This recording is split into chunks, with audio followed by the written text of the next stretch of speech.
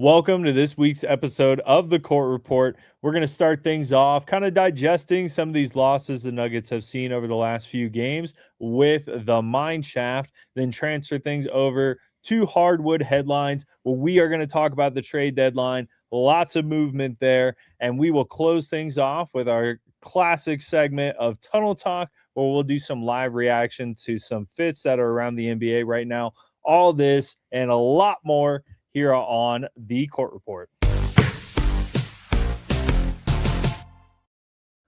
Welcome everybody to this week's edition of the Court Report. Let's go. Hey DC, how are you? I'm doing well, man. I'm doing well. A little bummed at our Nuggets recent streak, but I'm doing well, man. How are you doing?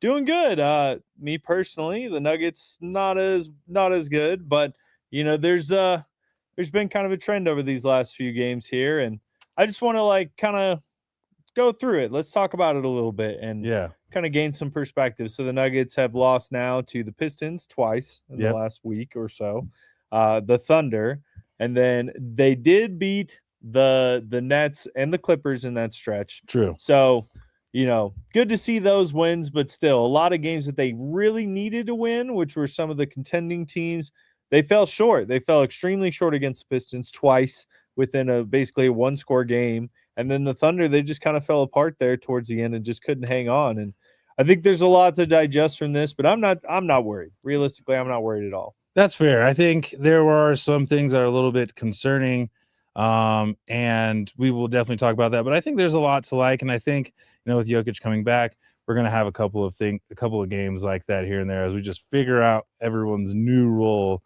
coming back. But crazy day with the trade deadline today. But before we get into that, let's jump into the Mine Shaft here and talk about these Nuggets because you're right. You're right. There are some of these similar things happening over the games, and it's teams like the Thunder, it's teams like the Detroit Pistons, and now you have a team like New York that you're going to play and face tonight, and we see it coming down to just kind of like that physical D, getting rebounds, getting off, kind of giving up second chance shots, kind of just being physically tough down there. We're kind of seeing towards the end of the games, or we're getting behind and having to come back at the end of the games, and now we're putting a lot of pressure. I hate seeing us in that position. Yeah, the Nuggets, it's been disappointing seeing them up and down like this. It's hard to get your confidence going again after getting hammered after game with some tight, tough losses, especially looking at the Thunder game. That's the one that stands the most out to me because it wasn't a close game at the end. The Thunder clearly controlled majority of that game. Now, I think there was, without a doubt, some questionable refereeing present, but overall, they still would have lost that game, in my opinion. It was just the guys weren't making shots. The Thunder came with a very efficient game plan for our offensive side of the ball, really targeting the Nikola Jokic and Jamal Murray pick and roll. And it was just executed so well, and it just shut them down. And this was a game where the Nuggets really needed their other guys to shine. Peyton Watson did his job, but Tim Hardaway Jr. couldn't really help contribute. Had pretty off night, honestly, for him. Valanciunas wasn't able to get much going, and when you don't have the stellar play that you do from Murray and Jokic, it's really hard to win a game. Now, do I think that this is a telltale sign of what's to come? No, I think this is more of an adjustment that they just weren't able to figure out during that game. It was the Thunder are the number one defense in the league. That's for a reason. They play extra and maybe a little dirty and whatever you want to call it. You're right, because I like to talk about that a little bit because, and I'm not just saying this out of our Denver world and even our Denver community. I've been hearing this around the basketball community as a whole, that it seems that people are getting a little fed up with the way that the league is allowing the Thunder to play defense and be overly aggressive and to be more physical, hacking, grabbing, doing things before the play, right before the ball arrives. We saw it in the post with Jokic a couple of times that game. And then on offense, it's a feather foul and they're flying off into the crowd. They're falling on the ground. And you're like, okay, what's going on here? So they're allowed to play overly aggressive on defense, but then kind of foul bait and kind of flop a bit on offense, and it doesn't make sense. And people are getting fed up about it. And I think it's fair because you see it over and over and over again. And at some point, when someone tells you who they are, believe them. And that's who they are as a team. And I thought there was a couple of bad calls on both ways that night against the Thunder. And I think you made a good point. I don't think that's going to be the telltale sign of the rest of the season, and I don't think it's going to be the telltale sign going into the playoffs, because you have to remember a guy like AG changes that game, right? Now Chet can't sit back. He's got to step out with AG. He's going to have to play a little bit differently. The way that they guard the inside of the paint is going to be done a little bit differently when AG comes back on the floor. Christian Braun, who is our Alex Caruso, right, wasn't in that game. So I think that physicality kind of jumps up when those guys come back, and I think that game does look different later in the year. Yeah, I would agree with that analysis as well, just because, I mean, the biggest thing is just talking about just how horrible the one-sided whistle can be for the Thunder. I mean, I'm not one to typically complain, but when there's consistent, clear evidence frequently, yeah, it needs to change. And it would be one thing if it was a physicality for the whole game. I'd love to see a game that's not a whole lot of foul calls and both teams just really go at it and call the fouls that need to be called, but like really just let the game go. And it's just so one-sided. I just don't understand. I don't get the benefit. Is it a product of their ability to act on the court? Are these superior Golden Globe winning actors out here flopping around and they're just better at it than everyone else?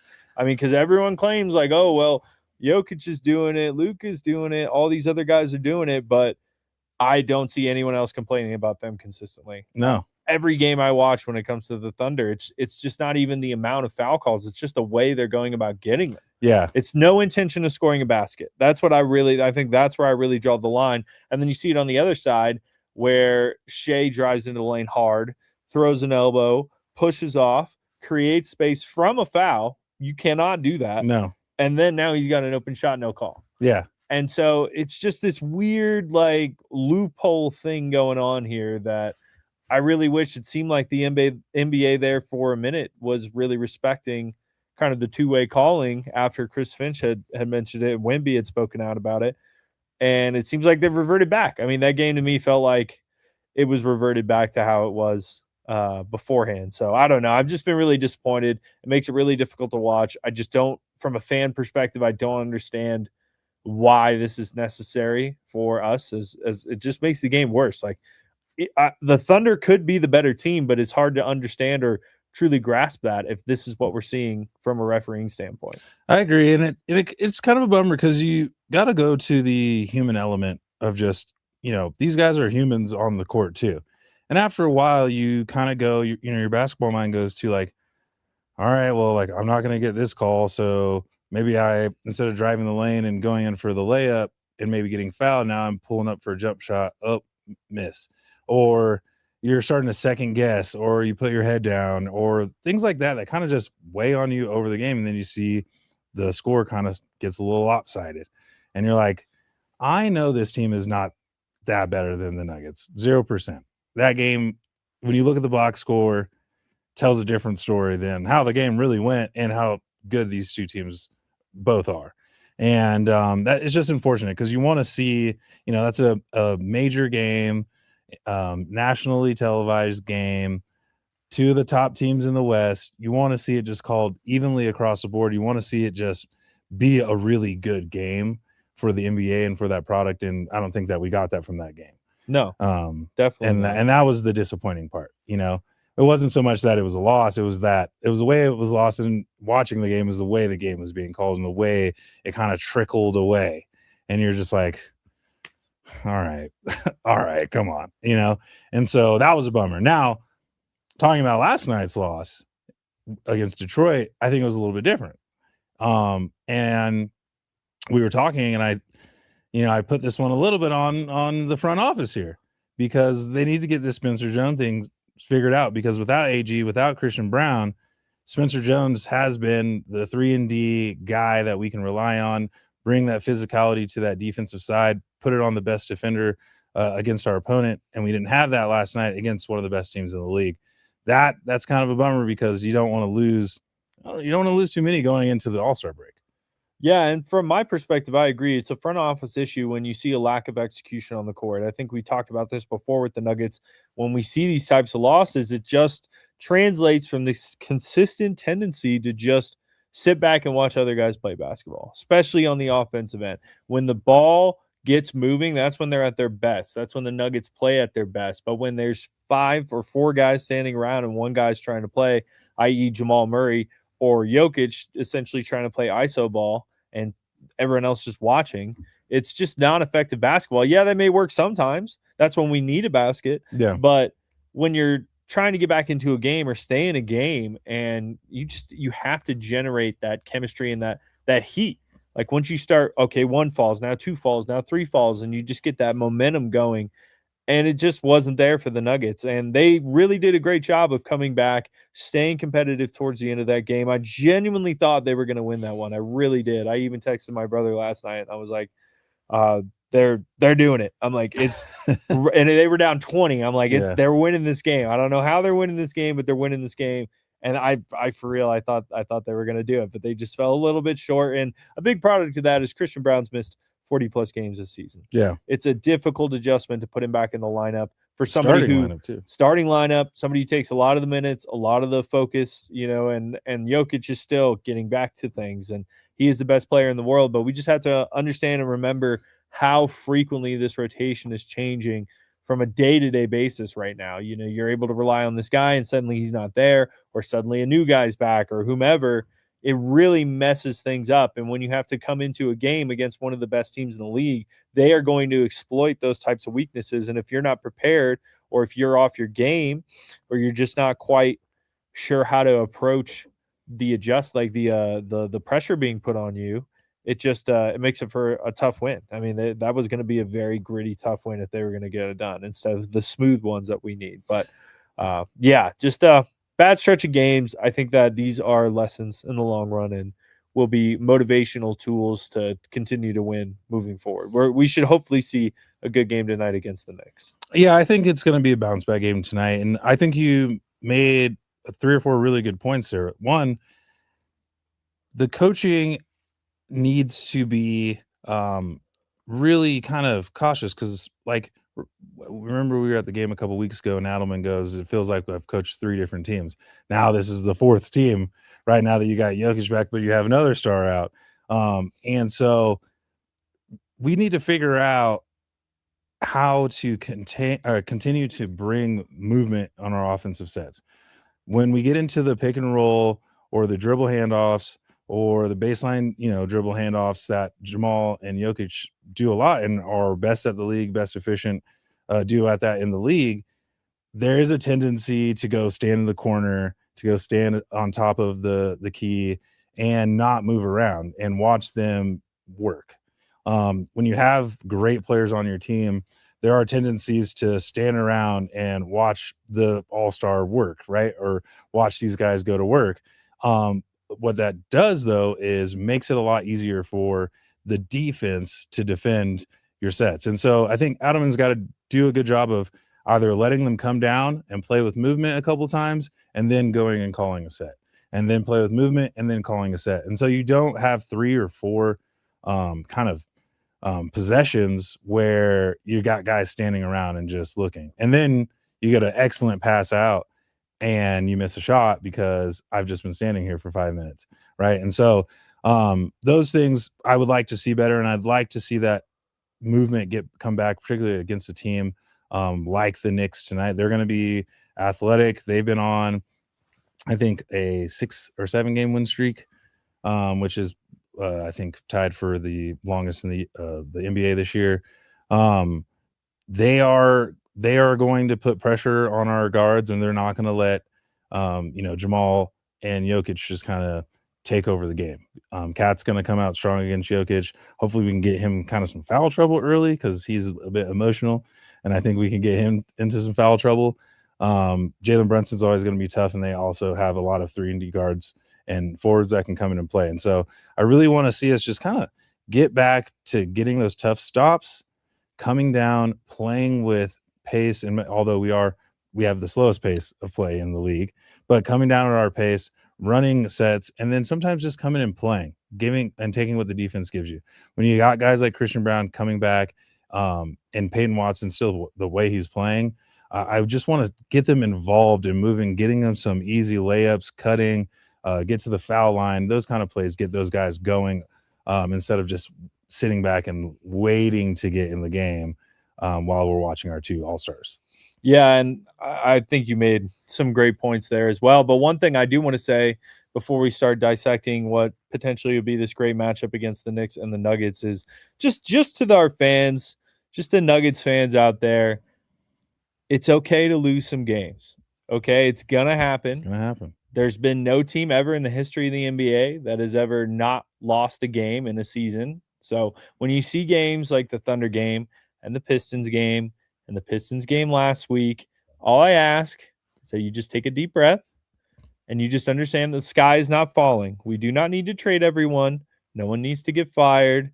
We do not need to get hysterical and start just rambling on about how bad this team is. And before you say that I'm wrong or, oh, Ron, you're being too sensitive, I just want to throw some stats out there for y'all just to frame what kind of season that the Nuggets have had so far. So to begin the year, they had the best start in Nuggets history. So the best one ever. So arguably best start ever to history. Then we look at the first time that they've had 2 All-Stars out in the Western Conference since 2010, and the first time Murray's ever been an All-Star, the first time Jokic has ever played alongside an All-Star. And then on top of that, now we look at the Most Improved Player award. Well, there's easily 2 players on the Nuggets that are in that discussion, in my opinion, in Jamal Murray, who's leaped over 5 points per game in year 9, which is crazy considering he's playing less minutes than what he did last year. I think he's improved significantly, not to mention 5% increase from 3-point shooting. So just insane to do this late in your career. Then you look at Peyton Watson. I think he is the clear favorite for Most Improved Player of the Year so far. It's just insane. And then we even dissect more. Let's look even a little bit deeper. Do you know that the Nuggets are tied for the most wins against teams above 500 in the entire league? This includes the Thunder. The Thunder only have won against 12 teams above 500, where the Nuggets have done it 13 times. So again, just remember that the framework of this season is a big picture, not a small one. So even though it's been tough the last week or so, the Nuggets as a whole will adjust and get better and play good basketball. That's what they do. Nikola Jokic is the MVP of the league. Anytime he's in that lineup and with the way the rest of the team is playing, this is a clear championship title contender. There's no question about that. It's just a question of working out the kinks now so that they're prepared come playoff time. And I'm just sick of everybody freaking out, man. It gets crazy online with open forums and everything, and people dropping their opinions. And I just need to remind everybody just how good the Nuggets really are. Well, it's the Broncos are out, and it was a heartbreaking season. And, I think people are just, they're still emotional right now. They're still emotional. Jokic, they've done so well without Jokic. Jokic comes back, I think, in, the fans' minds, you go, oh, we're not losing a game. We're not going to lose a game. It's not true. You're going to lose some games. I don't want to say any given Sunday, but it is a make or miss league. It is hard to win in this league. And the guys out there are talented. Like everybody in the league is a lot better than probably what you think. And so any given night, some guy can get going. Any given night, there's going to be somebody off. You're going to miss some shots, just like Jamal is one of the best free throw shooters in the league. He misses 2 at the end of the game the other night, right? Like things like that are going to happen. So you make a really good point. It's going to be okay collectively.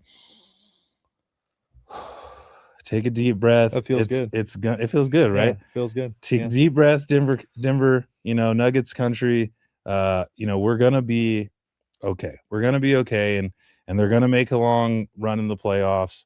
There's bigger and brighter spots ahead. So I think we're gonna be fine. Yeah, and against the Knicks tonight, they definitely will have this is a winnable competitive game.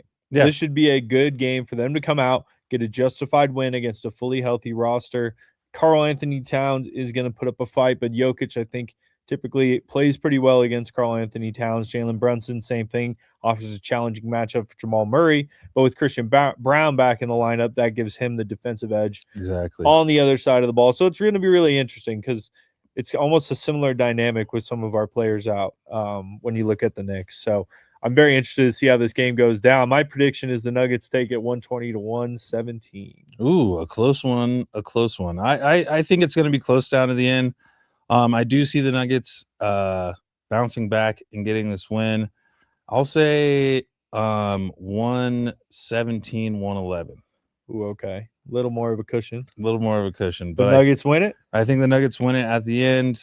You sure Mike Brown's not watching, right? That's okay. I'll talk to him when he comes to Denver. Yeah, Mike won't be upset with you. He won't be upset with me. He'll show it to the team before as a little, no one believes in you. All right, so if we lose, it's your fault. Sure, yeah, I'll take the blame. I'll be They're the bad watching guy. it right now. They're at the stadium right now, probably. That's okay. Hey, get this win, and everything's okay. And if they lose, okay, you can blame me. That's fine. Yeah. Have to trade all the Knicks players. Speaking of trading, this has been a cycle. This trade deadline has been a pretty crazy cycle. I don't know if you guys have been paying attention, kind of watching along to what's been happening this trade deadline, but it's been exciting so far, and we have about 20 hours left of it. I'm curious to see, but as we do that, we're gonna move into our hardwood headlines segment of the show. And this hardwood headline really, we're just going to talk about the moves that have happened today. The big one, Anthony Davis getting moved to the Washington Wizards to be paired along with Trae Young. I think actually with what they have as far as youth, I think they'll be interesting next year. I don't think anything's going to happen this year for them at all. But I think they'll be interesting next year. Also, James Harden getting moved to the Cavaliers, along with Keon Ellis, Dennis Schroeder. That's an interesting. I think the Cleveland is interesting because then they got rid of Lonzo. Lonzo's now on the Jazz. Looks like he might get released. What do you think so far of some of those bigger moves? Those are probably the two biggest guys that have got moved so far. Yeah, going off of the first one, what was the first one that you mentioned again? Anthony Davis. Oh, Anthony Davis. Yeah, that was a really surprising one. I'm not surprised Anthony Davis got moved per se, but I was really surprised for who and by who, and it was almost as surprising as the Trae Young trade. I guess when it comes to the Washington Wizards, though, since the John Wall era, you really don't expect or anticipate a whole lot coming from Washington. But no. I have to say, Alex Sarr is a great player. Yes, I'm excited for him. He just another international guy playing good basketball and the beautiful basketball, playing it the right way, playing all elements of the game. And so I'm really excited to watch his career, but I just don't. This is another one of those situations where it's like Trae Young and Anthony Davis, huh? Like, yeah. Interesting. It is. It is an overtly injury-prone superstars who are both currently not playing. They're exactly. both not on the floor, so not really indicative of hopefully a much. And I just can't imagine Anthony Davis has much left in the tank. And I think Trae Young has some potential. Definitely some. He's always a player that plays really well when he's out there, but I don't know. I don't. Somebody in the Washington Wizards organization's making some moves over there, and then maybe they got a big vision in mind. But Ish Smith actually is an ex-Nuggets player. Oh. He's one of their scouts over there. Oh, okay. Yeah, he sat next to us in preseason. So okay. Yeah, but I don't know. Good for Washington, I guess. Congrats. Yeah. They're trying to be in contention next year. They're trying to do something to be relevant. Yeah, relevant. Yes, I'm curious. Yeah, I'm curious to see who else or what else they add to that team, because as constructed, I think you need more than a hurt Anthony Davis, a hurt Trae Young, a very young Alex Sarr, who is good. I mean, D'Angelo Russell, I think, was also he was a part of that. Yeah, There's like 9 players, but he's not. I don't even that. think he's on the relevancy anymore. No. Unfortunately, I like D'Angelo, but I don't understand. I think it's a mental. I think something happened mentally with him. Just happens with players in the NBA. You know, it's a lot of pressure. It is. It's just a lot to go through what he's gone through, kind of the top of the game, and now kind of more towards the middle bottom role player. He was an all-star at one point. So like, yeah, it's been an interesting career for him. But Chris Middleton's involved. I mean, it's a weird one. You know, to me, it's just like they are calling around people, and they're like, "All right, who do you have available?" And he's like, "Trae Young." All right, who's Trae Young? Yeah, you like Trae Young? Is he good? Yeah, he is good. Okay. Yeah. What do you want for him? Like, it's not like it seems to me like they don't necessarily have a plan. They're just like, oh, he's a good basketball player and they're willing to work with us. Let's go after them. I mean, from my perspective, I think Trae Young and Anthony Davis may be at the height of their career. And if they had better health, you know, great call. That's really it. Cool pairing. Yeah. But right now, I don't know. I don't know about that one. I think that's really it. Is the health thing, because it's hard to. How many games are they going to actually be on the floor together? Can you get the pick and roll going like that? And if you do, you're going to have someone to stretch the floor more than Alex Sarr. So I don't know. I don't see it yet. Maybe they make moves in the offseason and then they look a little bit different, but I don't see it yet. Cleveland, though, looks to be interesting. Cleveland looks good. The only thing with all-star break trades, for me at least, is just it's so hard to get used to having a major ball handler now incorporated into the lineup, especially when you look at a Cavs team where James Harden, that's probably why he wasn't working out well for the Clippers, because Kawhi likes the ball. Yeah. But James Harden needs the ball. Yeah. He's not really an off-ball guy. He needs the ball so he can distribute and he can shoot and he can play make and not play defense. Right. So that's his goal as a player. So it's going to be interesting to see somebody like Donovan Mitchell who's not going to give that up, but just how the team adjusts. You know, how's the rotation look? How the play's going to look? You gotta come up with kind of a new playbook incorporating somebody like that. Like Darius Garland's good, but James Harden, from an offensive perspective, is more effective and more of an iso ball player where you're trying to set him up for plays. So I don't know. It's kind of interesting. I think the Cavaliers overall have been smart, though, and have been making moves, and they're serious at least. You can tell they're serious about trying to win it all. Yeah. And you can tell that they've identified that they're just not capable of that as they were. So they shopped around, and I felt personally like they got a good haul back. I mean, James Harden for Darius Garland. Darius Garland is definitely a decent player, but it's a question of, are you trying to win now or when are you trying to win? And Donovan Mitchell, I'm sure he's expressed just a sense of urgency. And I'm sure. But you got a lot of talented players on that team. So the Cavs are going to be a scary one, especially if James Harden can kind of do what he's done recently and just elevate his game with new teams. So he has been a part of that resurgence that the Clippers have had over the last month. I mean, obviously there's no Kawhi anymore, but he has been a part of it and he has been stepping his game up. So I'm curious to see if that does continue after the break, what that looks like, because they are in the middle top of the East right now. I'm curious if that shifts any power to them, especially, you got 76ers who are losing. I mean, they're losing Paul George for 25 games. I think he got suspended for 25 games for PEDs. Yeah, that was crazy. Which, as a vet that old in the league, you just can't do that. PG, you can't do that at this stage of your career, costing your team that many games. It was disappointing. So that could be it for him. I mean, if they don't really make it into a solid seed going into the playoffs, and have to play in the playing game or something like that, and lose, I don't know. Do we see the return of PG? I don't know, and at least not the PG that we know and love. That's for sure. It's the end of an era. Yeah, his indie days were really fun to watch. Ironically enough, I'm actually wearing he's got the Indianapolis All-Star jacket on. Yeah, his indie days were pretty exciting. That was a fun era. The Paul George era. I really had fun with that one. And then the Thunder were like decent. It was fun when he was on the Thunder. Yeah. that was kind of the end of it for me. And then after that, it just started. He just started bouncing around. He created the nickname Playoff P and succeeded to not really do that and not really get in the playoffs. Sorry, it's Paul. true. Also a strange trade that I saw today. Chris Paul to the Raptors. Yeah, that one was kind of weird. I have a feeling it had to do with some sort of contract thing.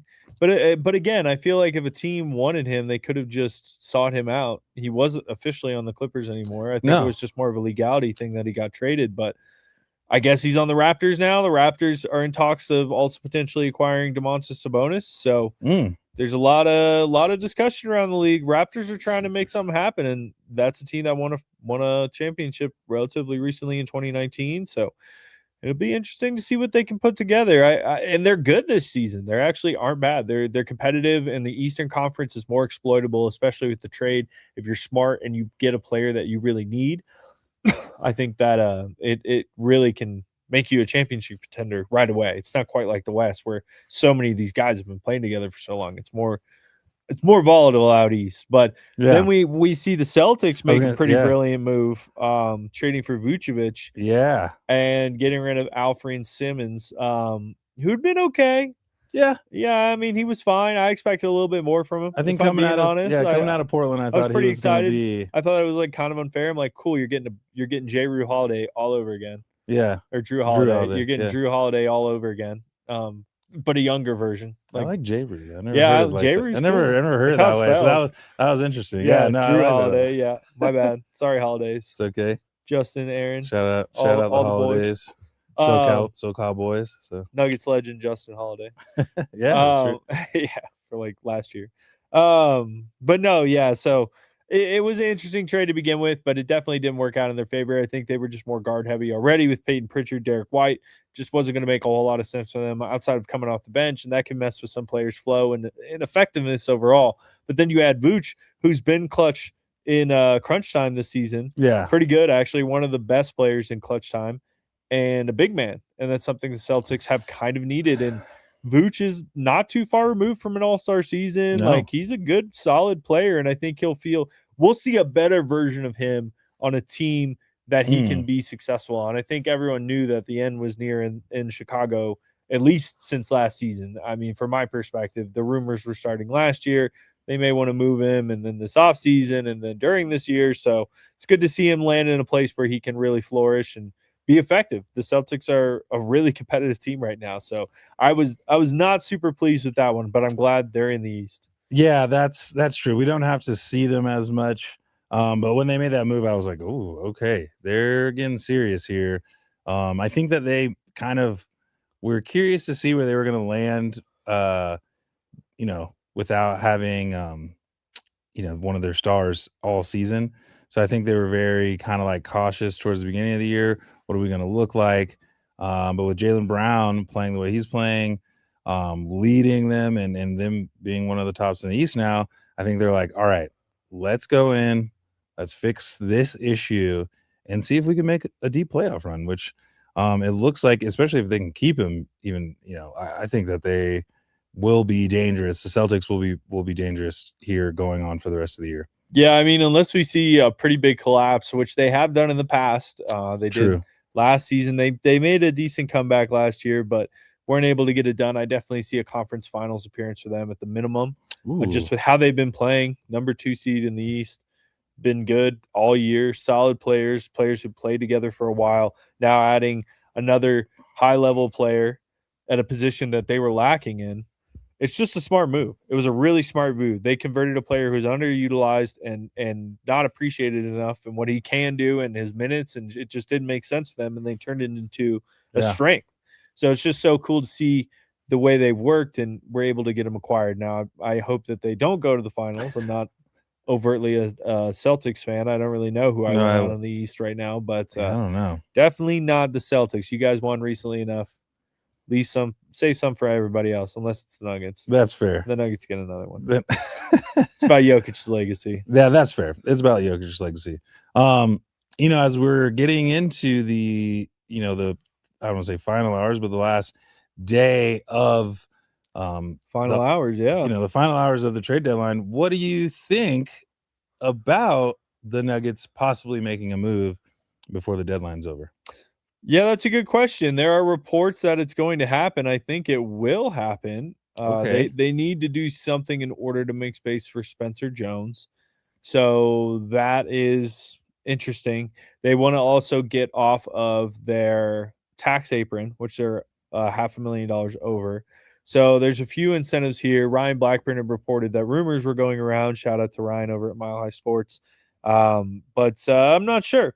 Realistically, I think that it would hopefully involve Zeke Naji and maybe some other kind of lower level potential guy, like a Jalen Pickett, maybe. Like he's shown promise all season, but Yes. realistically, with a full healthy rotation, I don't see where he'd fit. Yeah. So I wouldn't be super upset over that, but another team would be happy to have him. He could be like Colin Gillespie, playing really well in the Suns. Kind of a similar comparison player. So it'll be interesting to see. I anticipate a move being made, but who knows? It's a weird feeling for a Nuggets fan because this is the first season we've had this co-GM situation. Yeah. And they've done a great job. They did a really good job in the offseason. They were hyper aggressive. They got the job done. And I feel like I'm able to trust this organization to make the moves that make the most sense as long as they retain Spencer Jones. That's a critical one. And I think that's on their plate. It's just a matter of time. I haven't really particularly heard any rumors in my circle, but we'll see. Not about Spencer Jones, at least. Nothing. Yeah, I'm curious to see if they do make a move. They need to figure out the Spencer Jones contract situation because he is, I believe, become a vital part of this team. Just one of the glue guys that you can really stick in there. He can play defense really well. He has a funny looking shot, but he'll hit that corner 40%. Yeah, that's what I'm saying. He'll hit that corner three, and so you can't be mad at that. Yeah, I think that they need to get that figured out. I think there's one game left on his two-way contract. And so I think maybe they were hoping to make it to All-Star break and then figure it out. But I think the problem has arisen now. And, I wish he could have played in the game last night because I think that they needed him.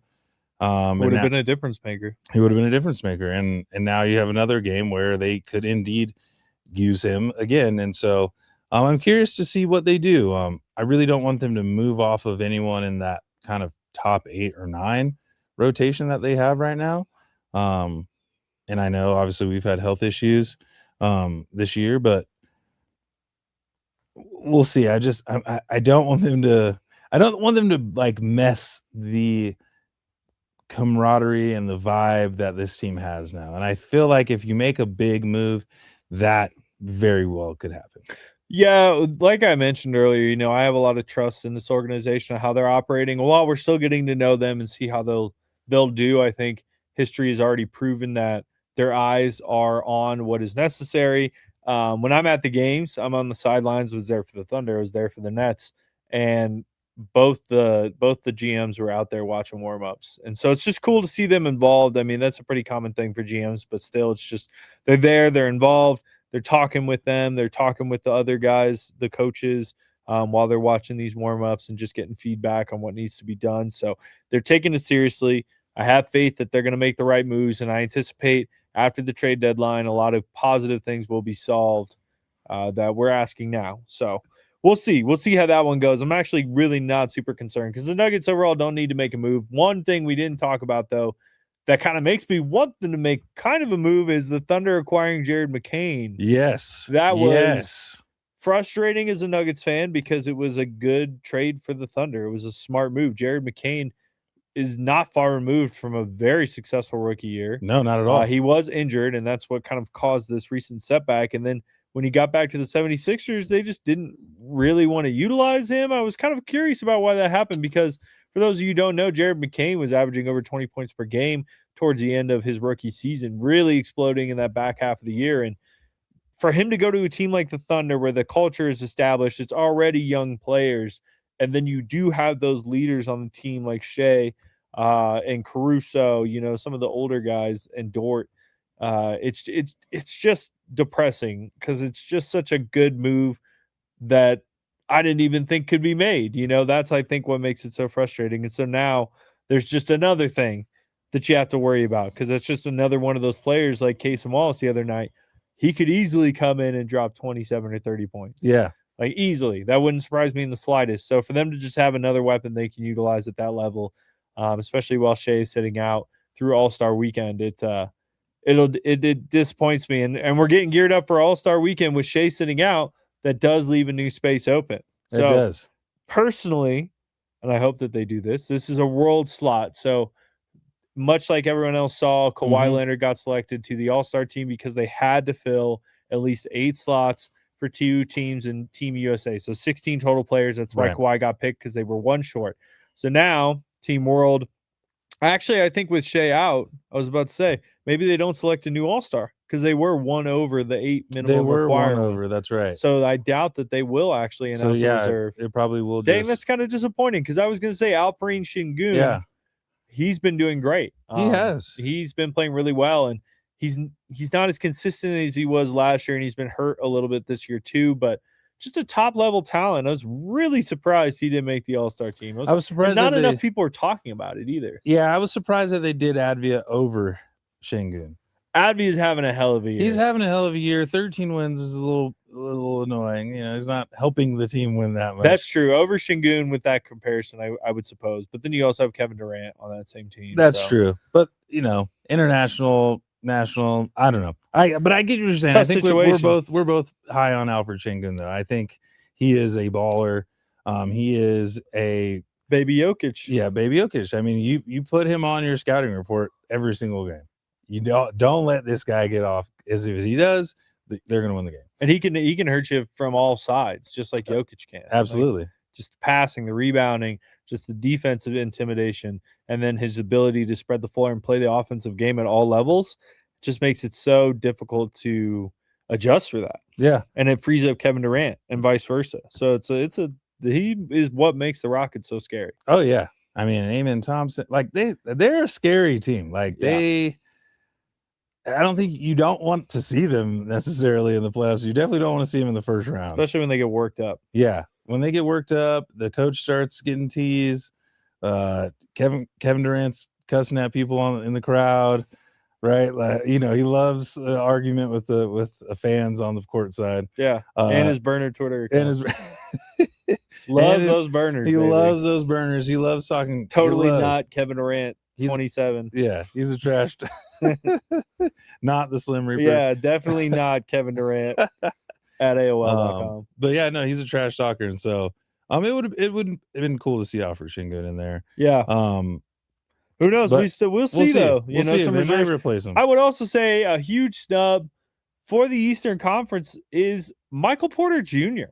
Yeah. I am shocked and appalled and disappointed that they didn't give Michael Porter Jr. that All-Star slot. He's been playing out of his mind this season at a level that I had truly only hoped for. When the trade happened, I just hoped that, okay, hopefully he can get to that level, because there was talks. The Nets owner was saying like, oh, you're going to lead the league in points next season. I was like, yeah, that'd be fun. That'd be fun. And Will then happen? We'll see. Comes in and drops 27 points per game. Like, kind of close. Not bad. I mean, to see him play and just the difficulty of shots that he takes and just the level up he's had in his game. Another great candidate for most improved. Just very impressive play from Michael Porter Jr. this year, and I thought it was complete disrespect that he didn't get it. I know there's only so many guys who can go every season, but you had to give it to him this year. You really did. I think that was a miss for them. I would agree. I really liked what he's done this year. I thought it was really cool to see him on Old Man and the Three.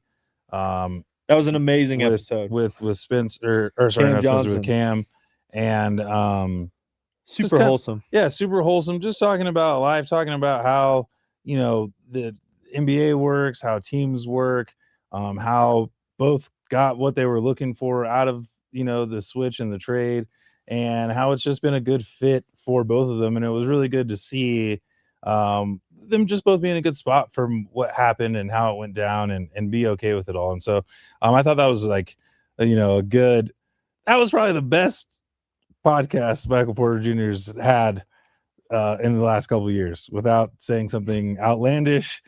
He even or said getting he's been himself in trying to trouble. avoid the podcast. Yeah, because he knows he got in trouble a couple times. Hey, shout out MPJ though, man. Shout out MPJ, We man. love you over I'm here at happy the Court for Report. you. Super happy for you. Yeah, It's super good to happy meet for you you. the other day. Hopefully we can get you on here in the future. But Yeah, love to have you on the Court Report. It was I was really disappointed on behalf of my guy. I thought he earned it, more than earned it, and we should have seen that from him. Yeah, we should have seen that. Yeah.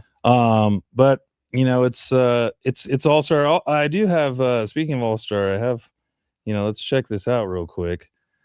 We got the jerseys here for the All-Star. I really like these, actually. I think this is a good version. I'm wearing last year's right now. Yeah. And I'm not that big of a fan of these. I thought these are just kind of cop-outs. Yeah, they're okay. Like, just kind of a text, and then you got the All-Star logo. And with this, you can just tell they've added more design. There's stuff on the sides. There's nothing on the sides here. No. Like, very plain type jersey. And it's the All-Star game. It's supposed to be outlandish. It's supposed to be crazy. For those of you who have participated out there, it is an insane event to go to. It's my favorite NBA event every year to be a part of. And Guerrilla Sports will be covering the All-Stars this season. I'll be out there on behalf of Guerrilla Sports, so it's going to be really fun. But these jerseys, to me, tell me that hopefully, this is just wishful thinking, that they're listening to the fans, like saying we want a little bit more when it comes to these designs, because so many people have been showing, and we see it a little bit in the All-Star logo, but it's been like copy and paste. The Super Bowl logos become copy and paste. The All-Star logos become copy and paste. And these used to be things that were unique pieces that were commissioned by local artists from where they were. And they just looked, there was just so much more to the logos. There's a like, style. oh, this is what this means, and this is what this means. And like, this is cool. Like, you got the Bay Bridge back there, but that's really the only nod to the Bay. And then like the Pacers one or the Indy one has like the Pacers logo in the middle. Like, it's fine. It's just too much copy and paste. I want the uniqueness. So it's good to see some thought put into these jerseys, because the color scheme, just the way they look, the World jersey looks great. I really love the navy blue All-Star jersey, but the stripes. You already know I'm getting a Jamal Murray All-Star jersey this year to commemorate my guy. That was a big accomplishment for him, and I'm happy to celebrate with him. That's awesome. I might have to have you grab me one too while you're out there. Got you. Unless I randomly pop out there. You never know. Hey. You never know. I mean, my family's right around the corner. So there you go. I got a free place to stay. Yeah. That's the one thing I do have. So we'll see. But I will agree. When I saw these, I was like, this is hot. I like that they went with the kind of calligraphy type font. Yeah, I love the cursive fonts. I love that. I like that. Yeah, John's down there circling the All-Star down there. I like what they've done. I like the side. Yeah, they did the one side stylistically. The other side's just kind of a clean side on all three. Stars, stripes, and then you got the world. I don't know what the full world one is. The Jumpman logo looks clean. The colors look clean too. Yeah, really good. When they kind of like, this is an off red. This is a weird red. And then they did like the 3 different colors for the rising star. I was just like, there's too many things going on last year. This year they put some thought into it. This year they put some thought into some cohesive looks, and all 3 of them I think look really good. But surprisingly, I think I have to say that the world one is kind of my favorite. I really like the world one. Yeah, the way it looks, the color scheme of it looks really good. Obviously USA. I'm an American, so I always root for USA. But that world one looks really good. Yeah, I'm excited to curate a fit based around the World All-Stars jersey. It's going to be fun, because usually they have a lot of gear for the All-Star weekend, and so I'm excited to grab all that while I'm out there. And it's going to be a great weekend. A lot of stuff on the docket. Hopefully, we'll be here at Guerrilla Sports bringing you some coverage, exclusive coverage. Jamal Murray. Yes. Lots of different player interviews and activations, and we'll be following him and Jokic around all weekend. So be sure to be tuning in. I'll be taking over the Guerrilla Sports account for that days. So yeah, just be looking out for Maybe us. I'll check in from studio, Yeah. I'll call in from studio, see how it's going, Yeah, it's gonna be crazy. I'll tell you that much. It's a crazy weekend. We'll be something special for you guys out there, though. That's for sure. But moving on to our last segment here, and shout out to our team over here at Denver Mattress and Furniture Row for this excellent studio furniture. Oh my gosh. It looks amazing, so comfortable. It feels so comfortable. You never get good looking furniture that's also comfortable. No. And this is one of those rare occasions. I usually have to fight falling asleep on the show. I'm not gonna lie. I'm like so comfortable. It is. You start to kind of just get in there, and so no, it's we come with the good thing. We come with exciting topics as well. But yes, it keeps us engaged. It is very comfortable and it looks good. So shout out to the team over there. This is fantastic, and we love it. But moving to our last segment, what do we got? We got our tunnel talk, talking about our league fits around the league. And gosh, that was so good. Let's get to some looks here. First up, what's up first? First up, it's been getting a little cold across the country. Yeah, it's the winter time. We got Scotty Barnes. Oh my gosh, Scotty. The thing is, I don't necessarily hate the denim jacket, the full denim Canadian tuxedo with the tie and the it doesn't look bad. But what's going on with these boots? Yeah, I mean, those look like straight up UGG boots. They look more like Russian. Yeah, it's an interesting call. I mean, that's essentially when you have a fit like that. That's about what you're saying you want the outfit to be about.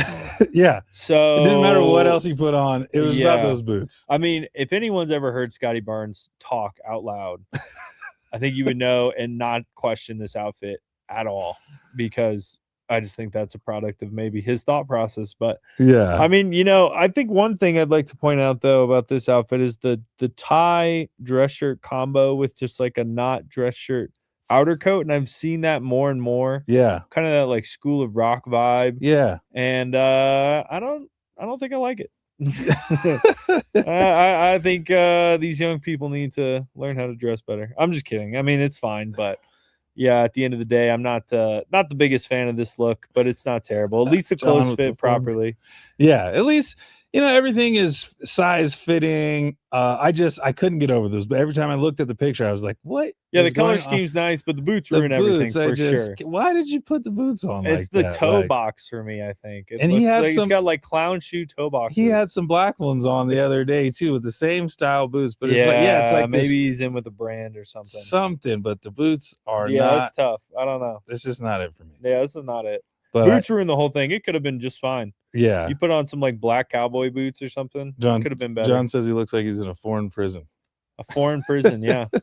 Looks like he's he could be like the gulag. A corrections officer there or something. Yeah. Yeah, especially with that background. Yeah, what is that? I don't know. Clearly, there's some sort of staircase underneath just the stadium. The 5-star establishment. Yeah, I don't know about that one. That is Toronto.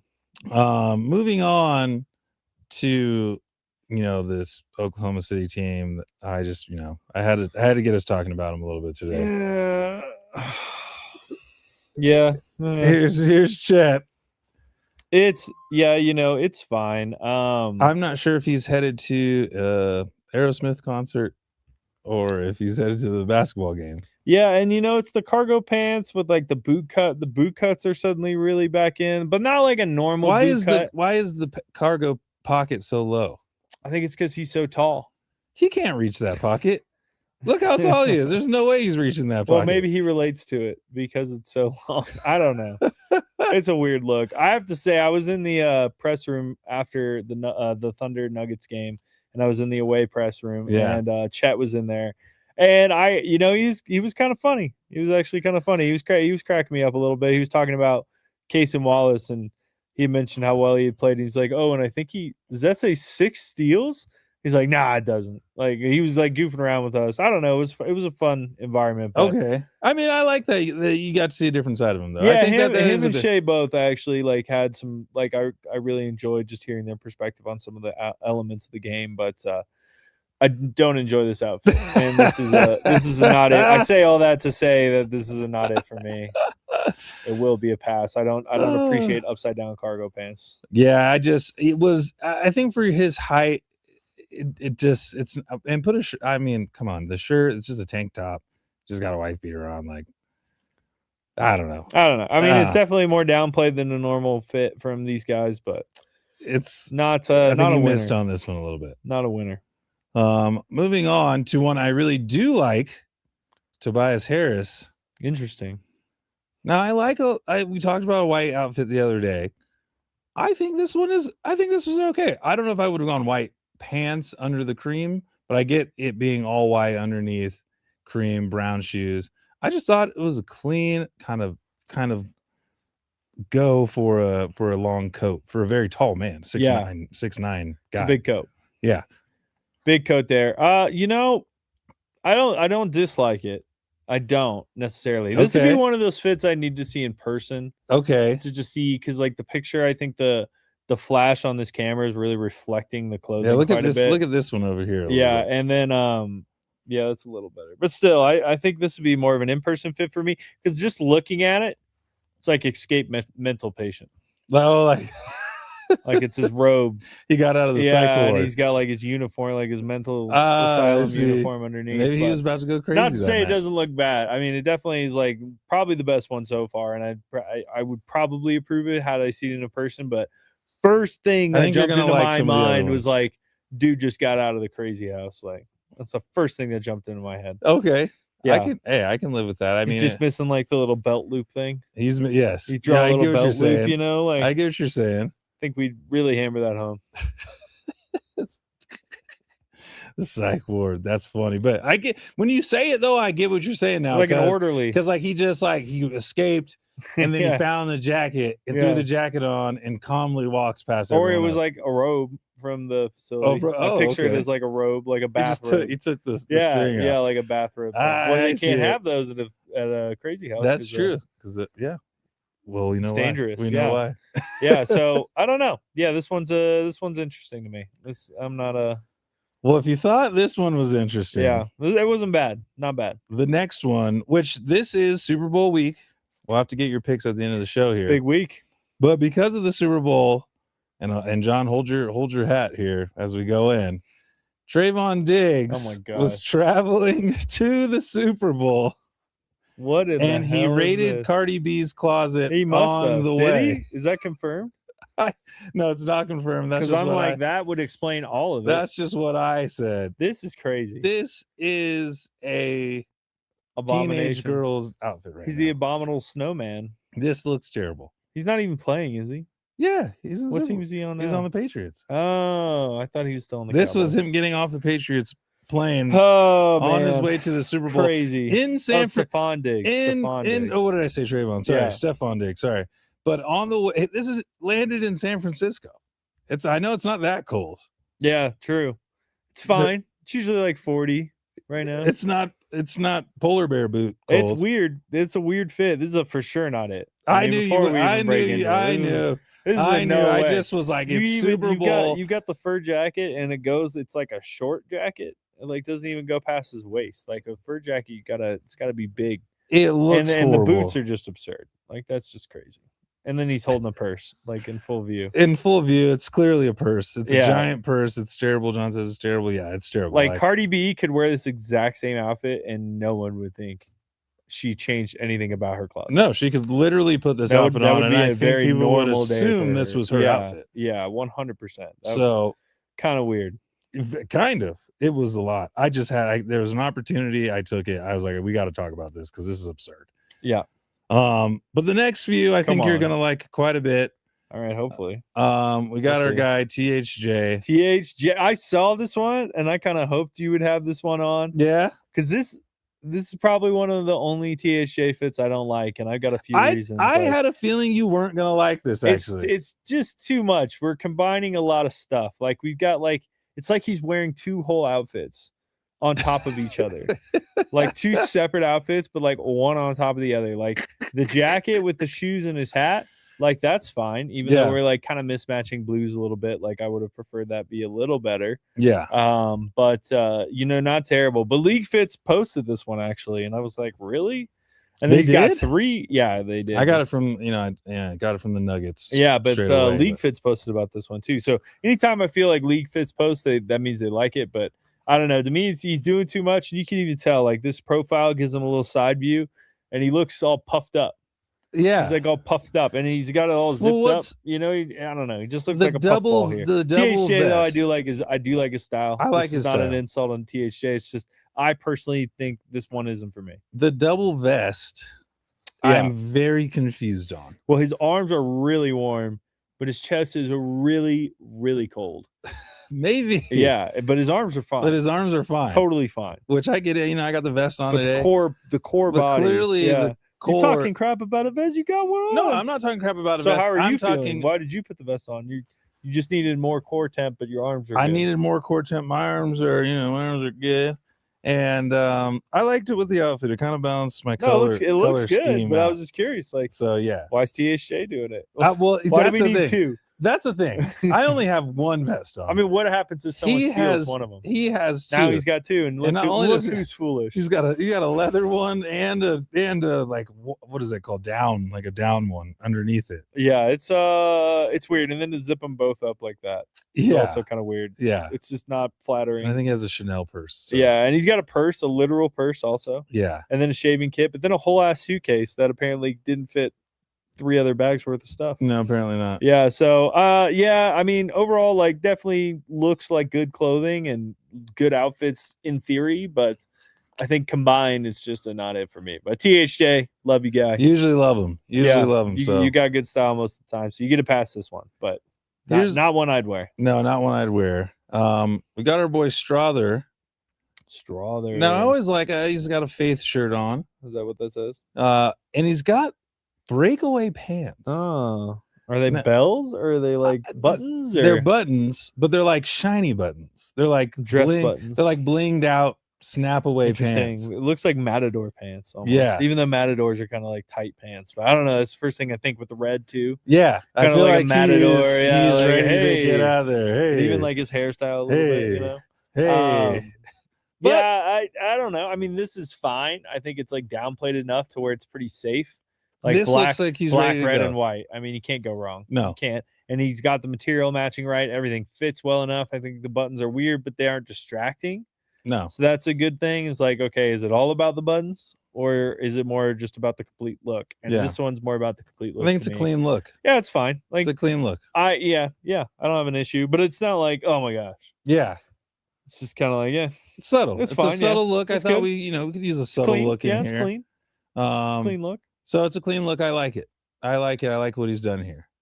Moving on though, we're gonna get into our team looks. Oh, so we got our girl Gianna Girardi. Gianna, you watching? Shout out Gianna. You are on the court report right now.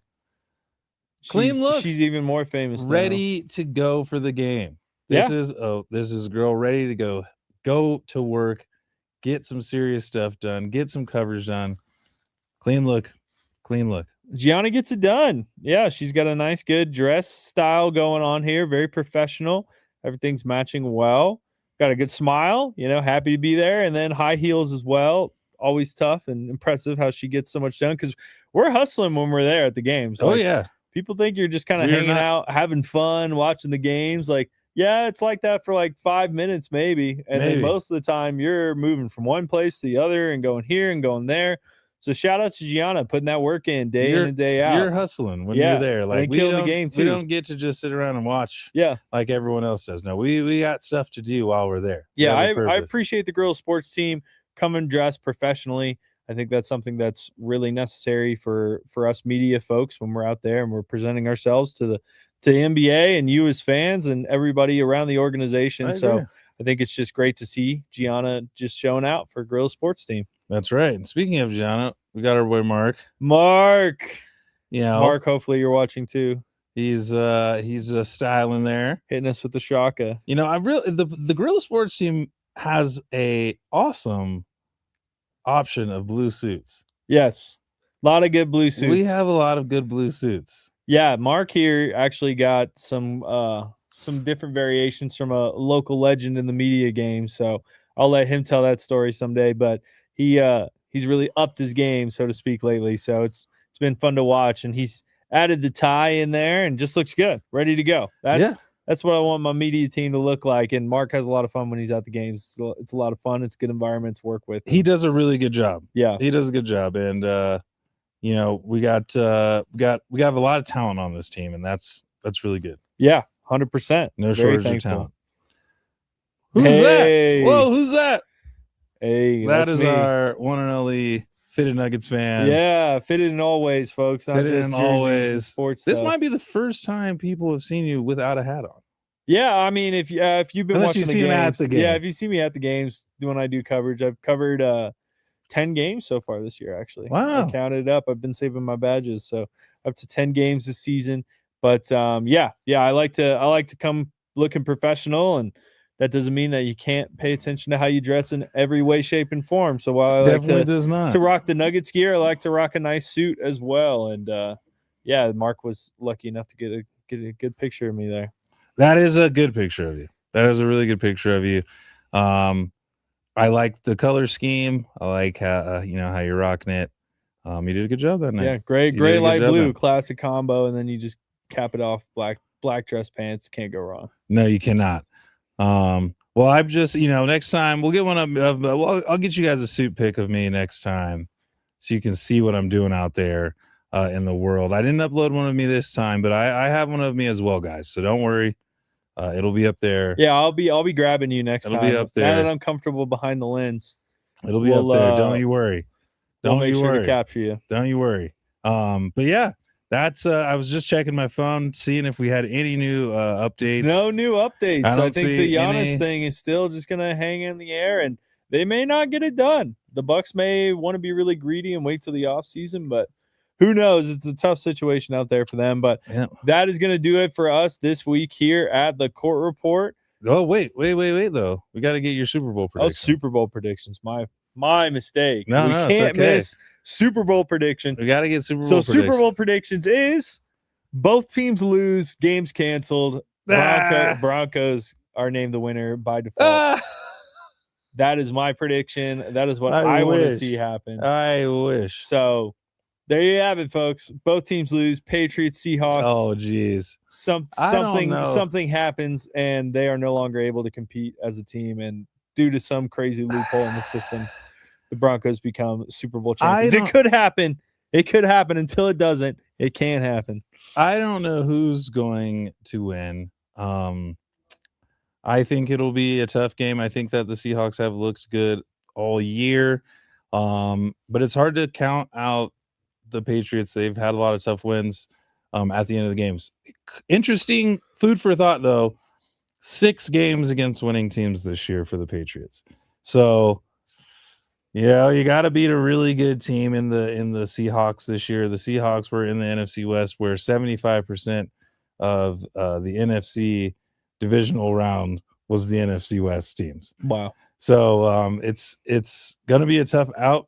I think that it'll be a close game. I got friends on both sides of the aisle, so I hope for a tie as well. Yeah. No one wins. No, not that they both win.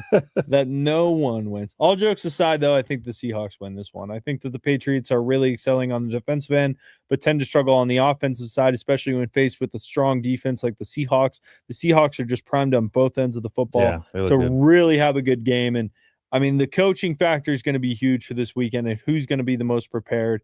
But I just think that the Seahawks are ready, and what a redemption arc for Sam Arnold if they do win. Sam Darnold, it's just been great watching him kind of recover from his traumatic times with the Jets, and it's good to see him doing well. If we're going to see anybody win, hopefully it's him. But again, I'd rather see no one win. Yeah, I can see the Seahawks. If we don't get to win, no one gets to win. That's fine. That's how I feel as well. Just cancel the Super Bowl. That's good though. But yes, from DC, Ron, and John. Yeah, well, that is going to do it for us here at the Court Report. Thank you so much for joining us this week. We will be doing an exclusive episode right before All-Star Weekend, before coverage starts next week. So big shout out. Be tuning in next week to hear all about what we got planned for you next weekend. We'll see you.